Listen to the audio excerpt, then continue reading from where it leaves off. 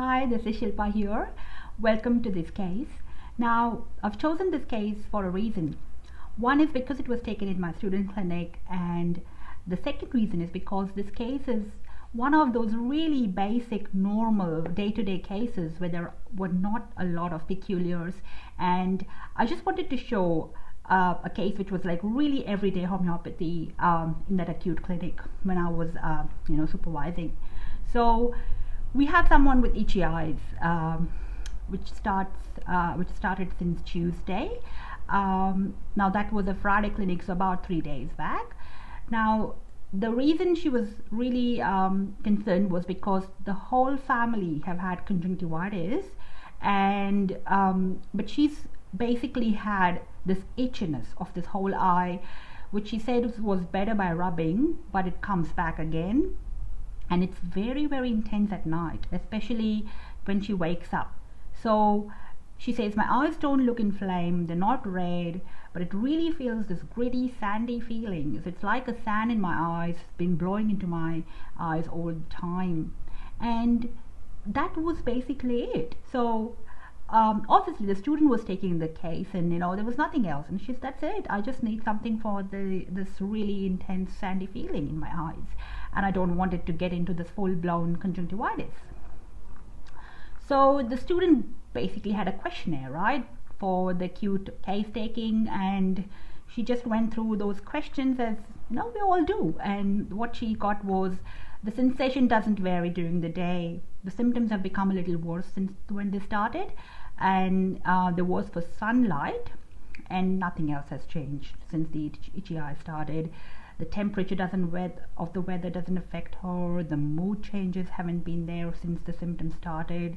There have been no changes in food or thirst, and that's all I have. I wake up with itchy eyes, and I had similar symptoms about 2 years back, and doctors had prescribed antibiotic eye drops which made them go away, and she said if I can avoid that, that'd be great. So we did not really have a lot to go here, and if the first thing what we really look into when we have a case such as this is what sort of approach and what sort of tools we are going to actually use here. As you've realized, we have these 4 symptoms now to focus on. The sandiness in the eyes, which is worse at night, better by rubbing or itching, and worse for the sun. And as you realize, they're very, very common symptoms. The only thing which was interesting was the sand feeling like in the eyes, and otherwise worse at night possibly, but nothing else was quite very peculiar. Now, when you have a case like this, I basically classify it as stage 2. If you are new to the stages concept, you can download my book, which is just on the left side of this blog page. It's a free download, so that will just help you. But basically, we're looking at a stage 2 case with not much symptoms, no concomitants as such. So we decided to use a Bonninghausen repertory and a Bonninghausen approach here. Right? And the beauty of that approach is that you can actually work with really, really common symptoms such as these. So what I did was I used the Quest feature in my software, which was the gold version. And what I did was I put in all these different symptoms. Now the reason I chose this feature was because it repertorizes and combines all the symptoms from the Metro America as well as the repertories, and I've actually chosen my Bonninghausen repertory here in my searches. So I'm choosing to use only my Bonninghausen repertory, Borges repertory, Bonninghausen Metro America, and Borges Metro America here, because these are the books which are really focused on that sort of stage 2, and also because I'm really generalizing this whole thing. So for me, it's very important I'm going full on generalization because we don't have a lot of peculiars. So I've put in sand in, so no matter where the sandy feeling is, I want my remedies to cover that. So I put in itching, I put in night, sun aggravates, and rubbing ameliorates. Now, the reason I do this in Quest, because I don't want to, waste time combining each one, because normally in a traditional repertorization I would have put in I sand, and I've put in sand in general, and I've put in I as a location and put them all together, whereas in Quest all of them will come here in combination when I just put sand in, if you realized here. So what we got was these remedies up there: sulfur, pulsatilla, rootstocks, zinc, phosphorus, lyco, and so on and so forth. So now the important part was looking at these remedies and looking at the mathematics, which is what my focus is today. Rather, yes, what repertory you use and what rubrics you use are important, but today I want to really concentrate on the mathematics. So now the important part is, what sort of mathematics do you use? Now, different types of cases, you would focus on different mathematics. Say a case had really, really peculiar symptoms, I would rather go and choose some big reference books and look for the exact provings of these remedies, and then use something like Allen's encyclopedia or Herring's Guiding Symptoms and look for the particulars there, because I've already used my general peculiar symptoms in my repertories. But in this case, I have used very, very common symptoms. So what I'm looking for is something peculiar, which is quite the focus of that remedy, and I'm looking for books which actually give those deeper peculiar genius of the remedy some keynotes. So I generally love this book, which is the Borges Synoptic Key. For me, it just brings the whole core of a remedy really beautifully in half a chapter or a few lines of that remedy. So let's look at sulfur in the Borges Synoptic Key. The other remedy, the books I would choose would be Boric Key or Allen's Keynotes, because I really want the key of that remedy now to really shine through for me. So let's look what sulfur writes, what Borges writes about sulfur.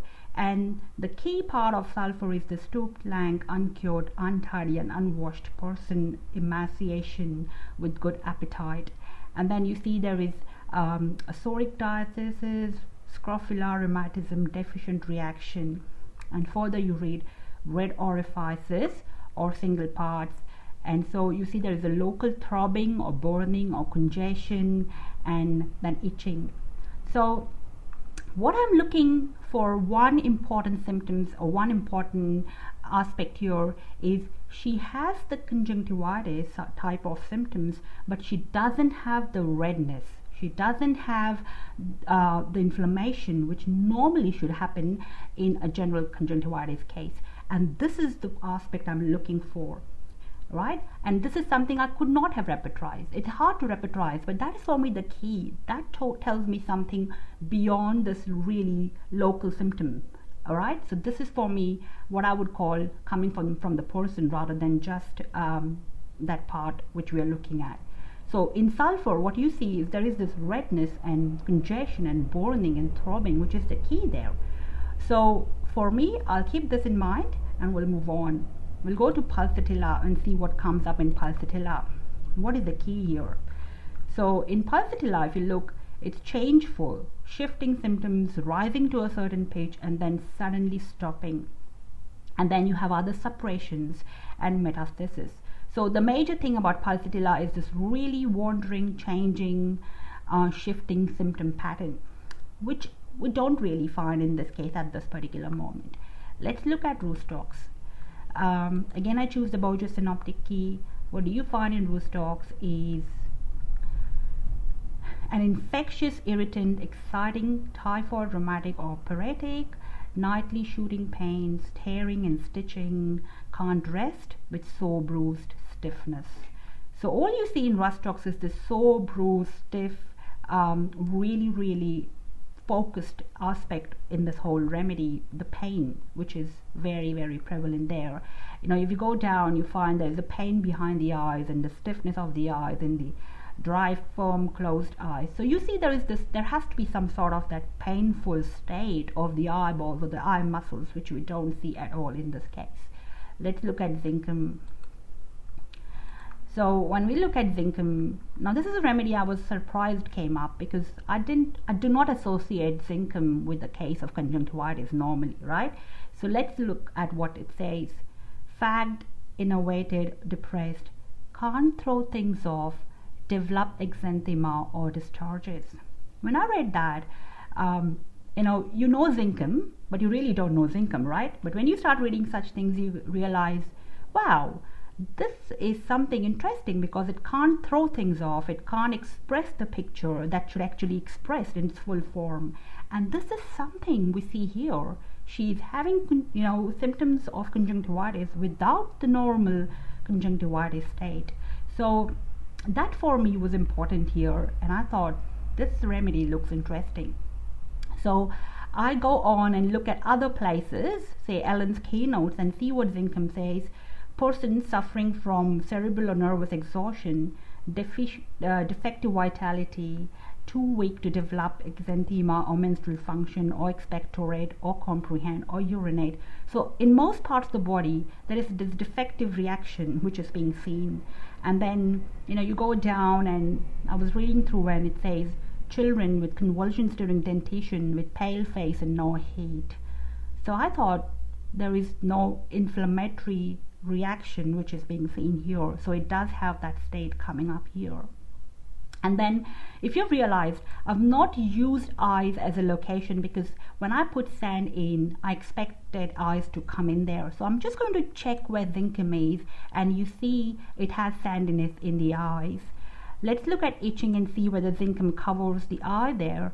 And when I look in here, you have itching in general, but I'm looking if it has itching in the eyes, and it does have itching in the eyes here, which is interesting. Then night, let's look at the night in zincum, and you see there is aggravation at night in different parts in general, and also we're looking at time night in eyes. So it does have a specific action on the eyes. Let's look at sun aggravate zincum, and then you see it has general aggravation sun, but eyes are also aggravation by sunlight. And then rubbing ameliorates, you look at zincum again, and you see yes, it generally better by rubbing, and the eyes are also better by rubbing. So I thought this was something I have to consider here. So we asked her, and she said, I'm going away for 2 weeks. So the thought was, zincum was such a new remedy for me for the eyes, right? We've given zincum in other forms, but I didn't really think about it when it was conjunctivitis, right? So I thought, let's give her 2 remedies. Sulfur was coming so strongly there, so let's have sulfur as well as zincum. She takes both, because if one doesn't do anything, she has the other, right? So the first thing we did was we gave her sulfur 12x, because sulfur was not indicated at a deeper level for me, and that's why I chose such a low potency for her, so that it is basically at stage 1 for me. Yeah, even though it's coming up strongly here, but remember, it is a common picture here that we were considering anyway. It didn't match at a more deeper level there. So we take it every half an hour. If nothing happens, we go zincum. Now zincum I gave in a 30C, because I thought it was at stage 2. I did not realize how deep it was beyond that, but I was quite confident of zincum at that stage. So she basically comes back, and this is what she says. Sulfur produced nothing, zincum helped. The symptoms stopped for 2 days and then returned. So we said, take 200C of zincum every half an hour. So this was after 2 days. She started 200C of zincum every half an hour, and she increased the potency. With that increase in potency, the symptoms disappeared completely after 2 days and did not return since. So that was basically the case, and I hope it just helps you realize how, in a case such as this, where there are hardly any peculiars, how can you still use the Matromedica and still be focused enough to prescribe a much accurate remedy with whatever information you have. And I hope it gives you an understanding of how you can use the Matromedica to your advantage. This is just one of the ways you use the Matromedica, but I think that should help you in just getting it, getting your priorities out there. So hope you enjoyed this case. Thank you very, very much. I'm running a course right now, which is quite free. It is a workshop on how you work with Bojo Bonninghausen repertory, and it's a lot of fun. So if you want to join me in that, there is a link just below to click at the end of the blog, and I'll love to see you there. Otherwise, I'd love to hear from you, your way of using the Mathematica. So if you have inputs on that, please put them in the discussion forum below. Thank you very much. Have a lovely day.